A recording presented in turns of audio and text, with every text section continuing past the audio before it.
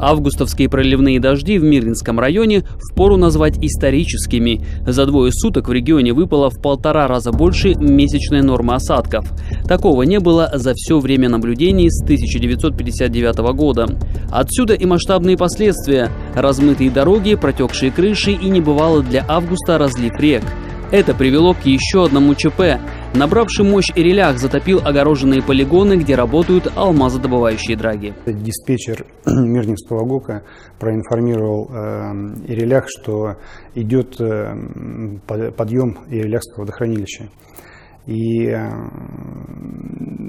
сразу выехала бригада, осмотрели дамбы, не было никаких подтоплений, то есть критической ситуации не было. Но уже в 11 часов уже вода начала подниматься в критические свои отметки.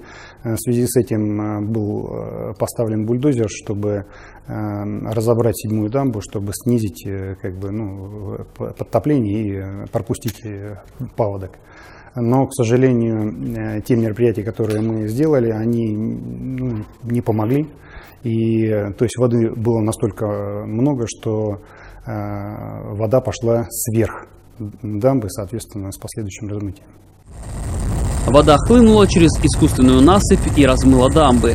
Плавучие фабрики не пострадали. Драги сели на мель, когда все наполнение котлована вместе с сыловыми отложениями и взвесями Ирелях понес в Вилюй. Вода не поступила с дражных полигонов в водный объект, а наоборот, превышая многолетние уровни, водный объект перелился на дражные полигоны, переливая те дамбы, которые существуют.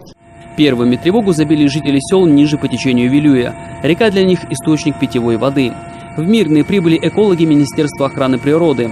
Эксперты установили, вредных примесей в воде нет, а мутность от взвешенных веществ, то есть от большого количества мелкого ила и песка. Сейчас там уже вот этот слой грязной воды замутненный проходит. Сразу среагировали все экологические службы и приехали все возможные проверки. Мы совместно с инспекторами брали пробы воды. Здесь абсолютно объективный контроль, никаких, еще раз подчеркну, превышений по вредным веществам нет. Все, что там тиражировалось в некоторых СМИ или некоторых каналах WhatsApp, это чистая спекуляция. Вывод экологов. Вреда экосистеме не нанесено. На объектах Алроста восстанавливают дамбы. Вода тем временем спадает. Ирелях вошел в свое русло. В Министерстве экологии также поручили Алросу установить мобильные очистные станции в поселениях Сунтарского района на берегу Вилюя. Такую задачу мы поставили перед компанией Алроса. Компания пошла навстречу. И в рамках программы 2019 года данная задача будет решаться. Сейчас администрация Сунтарского района прорабатывает вопросы эксплуатации будущих очистных сооружений. После завершения власти направят заявку в Алроса.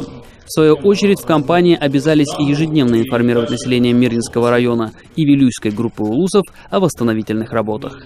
Роман Муконин, Алексей Меркулин, телеканал «Алмазный край».